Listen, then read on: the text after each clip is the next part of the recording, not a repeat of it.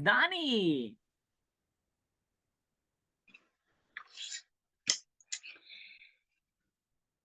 Okay. Good evening, good afternoon po sa lahat. Ako nga po pala si RC Adani, isang OFW dito sa bansang Kuwait.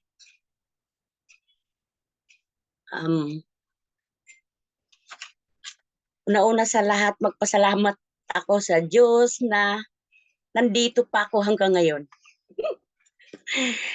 And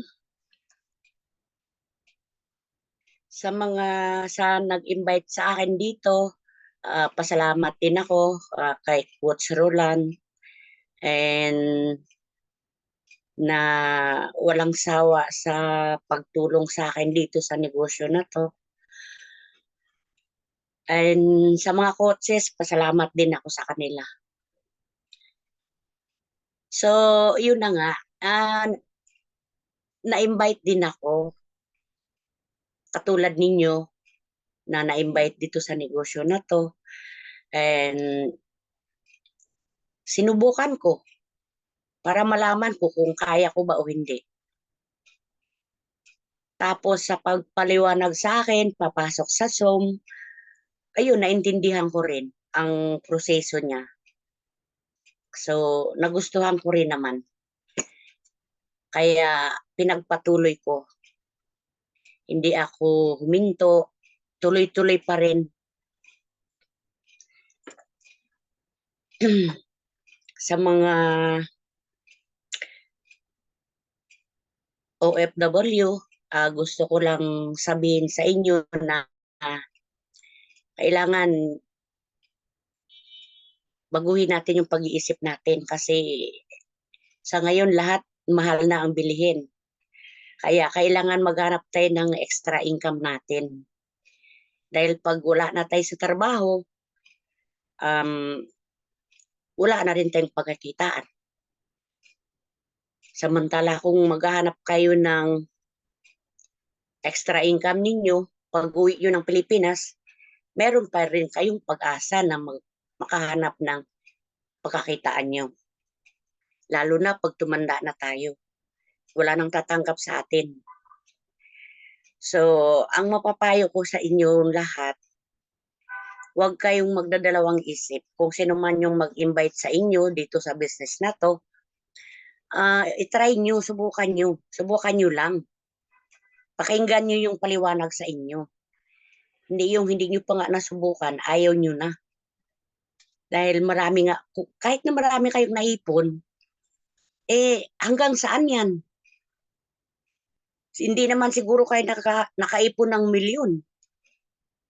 Kahit na milyon, ilang araw mo lang gastusin yan, mauubos din yan.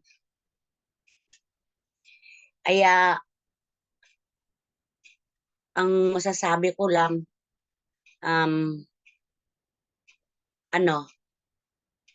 mindset ba? Gamitin natin yung utak natin ngayon.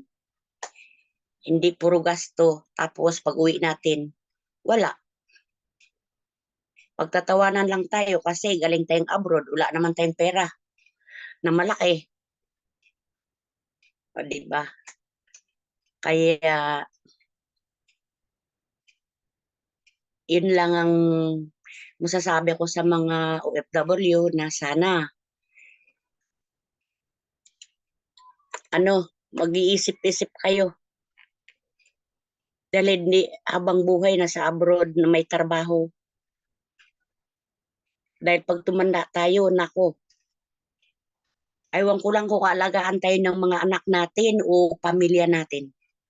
Baka mamaya sabihan ka pa na pabigat ka lang sa kanila. Dahil wala ka ng pera, wala nang makikita sa'yo. Kaya, ngayon pa lang mag-isip-isip na kayo. Hindi naman masama ang magkakaroon ka ng extra income. Hindi naman ibig sabihin na iwanan mo yung trabaho mo. Kaya nga tinatawag ng extra income . Dahil extra lang yan ng pagkakitaan mo. Bukod doon sa trabaho mo. Ganun lang yun. Ngayon, Pag gusto mo na talaga na umuwi at may extra income ka na, di mag-focus ka doon sa pagkakitaan mo para may pakinabang sila sa iyo. Dahil pag wala kang pera, ay naku po, baka mamaya pagsisihan natin yung mga nangyayari na hindi natin ginawa. Diba? Hindi naman masamang mag-enjoy, no? Pero kailangan isipin din natin yung sarili natin. Dahil hindi 100% ang mga anak natin alagaan tayo. Alagaan tayo ngayon, mahal na mahal tayo ngayon dahil konting tawag sa'yo, mangi ng pera, bibigyan mo. Eh, kung wala ka nang maibigay, dito pa nga lang, kung wala kang maibigay, kung ano nun, masasama na yung sasabihin sa'yo. Paano na kung nandun ka na at wala ka talagang maibigay? Baka mamaya itapon ka na sa labas. Di ba? Kaya sa mga kamasip messenger naman, focus lang tayo. Yung hindi tayo susuko. Siyempre, ito naman lahat ang gusto natin eh. Makahanap tayo ng extra income, ng pagkakitaan, balang araw, tayo rin yung aani dyan. Huwag lang tayong sumuko, makinig at sumunod sa mga mentor. At hindi naman masamang magpahinga, huwag ka lang huminto. Yan lang pong masasabi ko sa inyo. Siguro naman, kung wala akong kinita dito, hindi ako makapagsalita dito. At salamat sa mga mentor na binigyan ako ng opportunity na magsalita dito sa ano na to, sa negosyo natin. Maraming salamat sa tulong nyo sa amin. And salamat din sa Diyos na kayo yung binigay ng Diyos na paraan na makatulong sa mga kapwa natin. Kaya papasalamat din ako sa mga mentor na nandyan kayo palagi sa amin, hindi kayo nagsasawa. Kay Coach Archie Saplot, kay Coach Jean Balanay, kay Coach Remedioy Ganuhay, and kay Coach Roland Malasarte. Thank you so much and God bless sa ating lahat. Sana tuloy-tuloy pa tayo at magparami pa tayo. Back to you, Coach Roland.